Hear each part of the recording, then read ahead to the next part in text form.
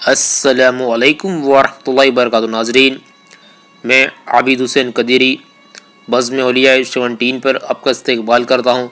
ناظرین، الحمدللہ ان قریب 1 جنوری 2 جنوری یہ دونوں دن الحمدللہ قطب المدار زندہ شاہ مدار کا عرس منایا جائے گا۔ کون قطب المدار، آپ کی کیا شان و عظمت ہے؟ ناظرین، آپ کے تقریباً جہاں تک مجھے معلومات ملی پورے ملک بھر میں 1000 سے بھی زیادہ چلہ مبارک ہے، اور آپ کا مزار مبارک مکن پور یو پی میں ہے۔ آج آپ کے ہی ذکر خیر کریں گے، فل بایوگرافی انشاءاللہ آپ اس ویڈیو میں سماعت کریں گے۔ آپ کی پوری شوان حیات انشاءاللہ ناظرین ویڈیو پر بنی رہے گا۔ ویڈیو بالکل اسکپ مت کیجیے گا۔ آپ کو تمام معلومات جو مجھے حاصل ہوئی ہے آپ قطب المدار کے صدقے میں آج آپ کے ساتھ شیئر کروں گا۔ چلیے آج کا موضوع شروع کرتے ہیں۔ ناظرین، حضرت سید بدیع الدین احمد مدار شاہ رحمۃ اللہ تعالیٰ علیہ، آپ کا لقب قطب المدار زندہ شاہ مدار۔ آپ کی ولادت 1 شوال 242 ہجری بمطابق 839 ہجری اگست میں ہوئی، اور یہ آپ کی ولادت کس شہر میں ہوئی، کس ملک میں ہوئی؟ شہر حلب، ملک شام، جو اب سیریا کہلاتا ہے۔ ناظرین، آپ حضرت قطب المدار زندہ شاہ مدار کی سوانحات بالکل خصوصی سماعت کر انشاءاللہ آپ کے علم میں اضافہ ہوگا، اور آپ جانیں گے کہ زندہ شاہ مدار کیا ہستی ہے۔ ناظرین، آپ کے والد کا نام حضرت سید قطوت الدین محضر الحلبی ابن سید بہاء الدین مناظر علی رحمۃ اللہ علیہ ہے، اور آپ کی والدہ کا نام بی بی ہاجرہ بنت سید عبداللہ اعظمی رحمۃ اللہ علیہ ہے۔ آپ کے والد حسینی سادات ہیں، اور آپ کی والدہ حسنی سادات ہے۔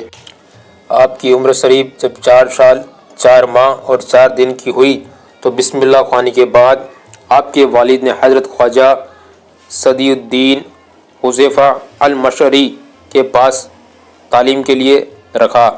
آپ عربی کے ہر حرف سے بارے میں گہرا مطالعہ کر کے سیکھنے لگے۔ ایک بار حضرت خواجہ حذیفہ الماشی کو حضور صلی اللہ علیہ وسلم نے خواب میں فرمایا، یہ لڑکا اللہ تعالیٰ کا ولی ہے اور میری آل سے ہے، تم اس کی خاص خیال رکھنا۔ جب آپ کی عمر 14 سال کی ہوئی تو آپ نے قرآن پاک کو مکمل حفظ کر لیا۔ اس کے بعد آپ اپنے والدین سے اجازت لے کر حج کے لیے روانہ ہوئے۔ آپ نے اپنے ساتھ کچھ بھی سامان نہیں لیا۔ راستے میں جب آپ بیت المقدس پر پہنچے تو حضرت بایزید بسطامی رحمۃ اللہ علیہ سے اپنے مریدوں کے ساتھ وہاں تشریف فرما تھے۔ حضرت نے آپ کی پیشانی چوم کر فرمایا، حضور صلی اللہ علیہ وسلم نے مجھے خواب میں بشارت دی کہ بہت جلد تمہاری ملاقات بدیع الدین احمد نام کے ایک شخص سے ہوگی۔ جب تم اس سے ملو تم نے جو علم حاصل کیا ہے اسے عطا کر دینا، یہ اس کا حق ہے، اس لیے میں اس کے لیے تیار ہوں۔ اس طرح آپ حضرت بایزید بسطامی کے مرید ہوئے اور طیفوریہ سلسلہ میں داخل ہوئے۔ پھر پیر کی اجازت لے کر حج کے لیے روانہ ہوئے۔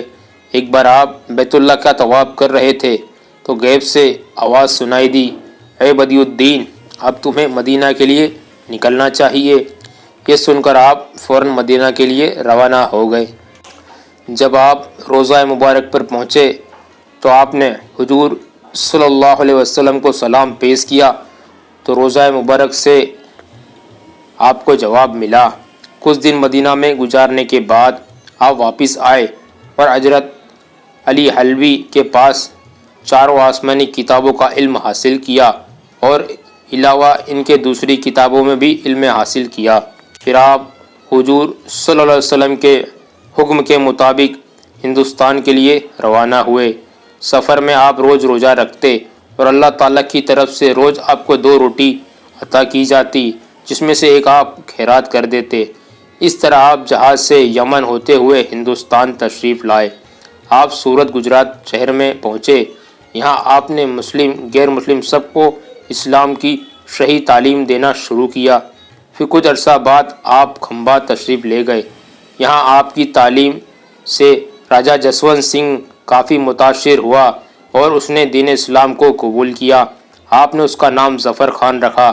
اس نے کئی مسجدیں بنائی۔ پھر آپ کھمبا سے جہاز میں حج کے لیے تشریف لے گئے۔ وہاں سے عراق اور بخارا ہو کر شام گئے۔ پھر ہندوستان آ کر احمد آباد آئے۔ یہاں راجہ بلونت سنگھ نے آپ کا حسن و اخلاق دیکھ کر اور آپ کا دینی اسلامی انداز دیکھ کر وہی متاثر ہوا اور اس نے بھی دین اسلام قبول کیا۔ آپ نے اس کا نام زوراور خان رکھا۔ پھر جب آپ تیسری مرتبہ حج کے لیے روانہ ہوئے تو حضرت غوث اعظم رضی اللہ تعالیٰ عنہ سے ملے۔ اس وقت غوث اعظم کافی جلال کے عالم میں تھے کہ کوئی انسان آپ کے سامنے ٹھہر نہیں سکتا تھا اور نہ کوئی پرندہ آپ کے پاس یا آپ کے اوپر سے گزرتا تو وہ جل بھن جاتا۔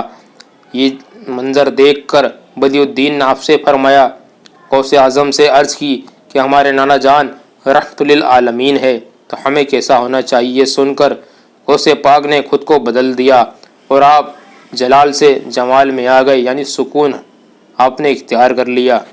آپ بعد خاشان سے ہو کر مصر پہنچے۔ یہاں پورے علاقے میں کوئی بیماری پھیل گئی تھی اور حکیم احمد مصری کے علاج سے بھی لوگوں کو شفا نہیں ملی۔ آپ نے حکیم احمد مصری سے فرمایا، یہ بیماری اللہ کی نافرمانیاں اور گناہوں کی وجہ سے ہے۔ یہاں کے لوگ یتیم بچوں کا مال چھین لیتے ہیں۔ یہ سن کر اس نے فوراً توبہ کر لی اور آپ کا مرید بن گیا اور آپ کی نصیحت سے دوسرے علاقے کے لوگ بھی یتیموں کا مال لوٹانا شروع کر دیا۔ پھر آپ کی دعا سے اللہ تعالیٰ نے ان کو اس بیماری سے نجات عطا فرمائی۔ پھر جب آپ دوبارہ ہندوستان تشریف لائے تو آپ اجمیر شریف پہنچے۔ وہاں لوگوں نے آپ کو وہاں سے چلے جانے کے لیے کہا اور کہا کہ یہاں جنگ میں بہت سارے مسلمان مارے گئے ہیں اور تمام کی جو لاشیں ہیں وہ تارا گڑھ پہاڑی پر ہے اور رات کو روزانہ ہمیں اللہ اکبر یعنی تکبیر کی آوازیں آتی ہیں۔ ہم کافی ڈرے اور شہمے ہیں۔ آپ نے لوگوں سے فرمایا، اگر میں اس پریشانی کو دور کر دوں تو تم کیا میری بات مانو گے؟ لوگوں نے کہا ضرور۔ آپ اپنے شاگردوں کو بھیج کر ان شہداء کے جنازہ پڑھنے کے بعد دفن کر دیا۔ اس کے بعد وہ آوازیں آنا بند ہو گئی۔ لوگوں کا خوف دور ہو گیا اور ان کو اطمینان ہوا اور سب نے دین اسلام کو قبول کر لیا۔ آپ کے ہاتھ پر بیعت بھی کی۔ آپ کے چہرے پر اللہ تعالیٰ نے ایسا نور عطا فرمایا تھا کہ اگر کوئی آپ کو بغیر حساب کے دیکھ لیتا تو بے اختیار آپ کے قدموں میں گر پڑتا اور کلمہ شہادت پڑھ لیتا۔ ناظرین، حضرت زندہ شاہ مزاری کچھ کرامت سماعت کرے۔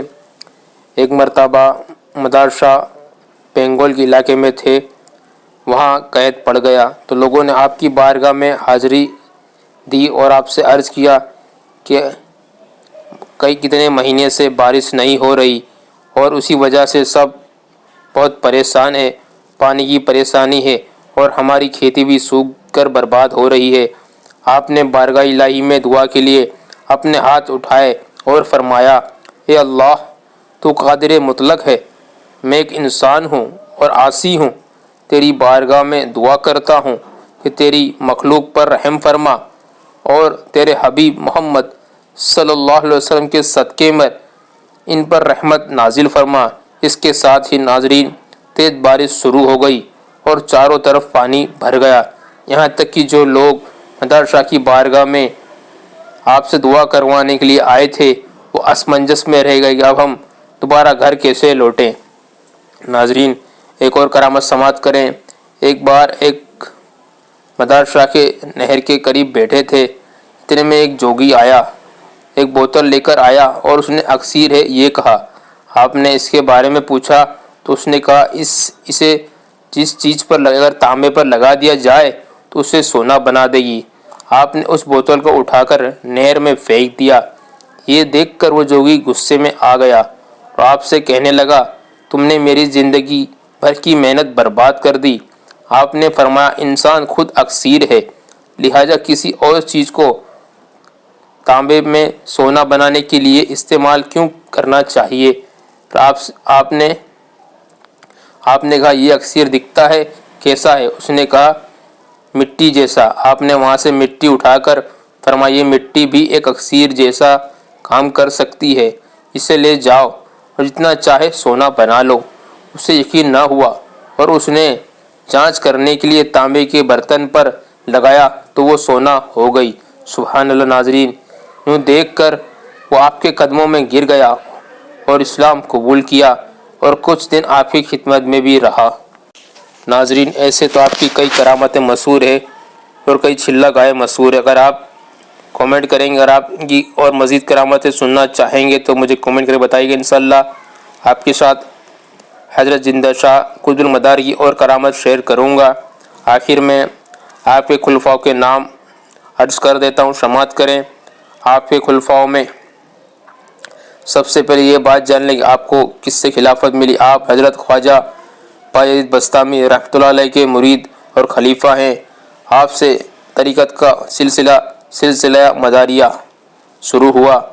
آپ کے خلفاء میں حضرت خواجہ سید ابو محمد ارغون رحمۃ اللہ علیہ، حضرت سید مولانا حسام الدین سالمتی جونپوری رحمۃ اللہ علیہ، حضرت سید محمد جمال الدین جان من جنتی بخاری رحمۃ اللہ علیہ، حضرت سید اجمل شاہ بہرائچ رحمۃ اللہ علیہ، حضرت خواجہ سید عبد الحسن تیفور رحمۃ اللہ علیہ، خواجہ سید ابو تراب فنشور رحمۃ اللہ علیہ، حضرت قاضی شہاب الدین کدوائی دولت آباد رحمۃ اللہ علیہ، حضرت قاضی محمود کنتوری رحمۃ اللہ علیہ، حضرت قاضی مظہر کالیسکر رحمۃ اللہ علیہ، حضرت قاضی متیشر کلیری رحمۃ اللہ علیہ، حضرت سعدان شاہ سرمس رحمۃ اللہ علیہ۔ حاضرین، آپ کا وصال سے پہلے آپ نے مریدوں سے فرمایا میرے وصال کا وقت قریب ہے، اس لیے پانی کا انتظام کر کے رکھنا، مجھے فرشتے غسل دیں گے۔ یہ سن کر مریدوں نے آپ کو انہیں چھوڑ کر نہ جانے کے لیے کہا۔ آپ نے اپنے مریدوں کو انہیں چھوڑ کر جانے کے لیے کہا اور آپ نے فرمایا ہر جاندار کو موت کا مزہ چکھنا ہے اور میں تمہیں چھوڑ کر نہیں جا رہا ہوں۔ جب بھی تم مجھے یاد کر کے دعا کرو گے اللہ تعالیٰ تمہاری مراد پوری فرمائے گا۔ اس کے بعد آپ پوری رات اپنے کمرے میں تلاوت قرآن کرتے رہے۔ آپ کا وصال 17 جمادی الاول 878 ہجری بمطابق 1434 عیسوی میں ہوا۔ ناظرین، جو تحقیق میرے پاس موجود ہے اس کے مطابق آپ کی عمر 596 برس یعنی 596 سال ہوئی۔ آپ کی نماز جنازہ حضرت سید مولانا حسام الدین سلامتی رحمۃ اللہ علیہ نے پڑھائی اور آپ کا مزار مبارک مکن پور اتر پردیش یعنی یو پی میں ہے، انڈیا میں۔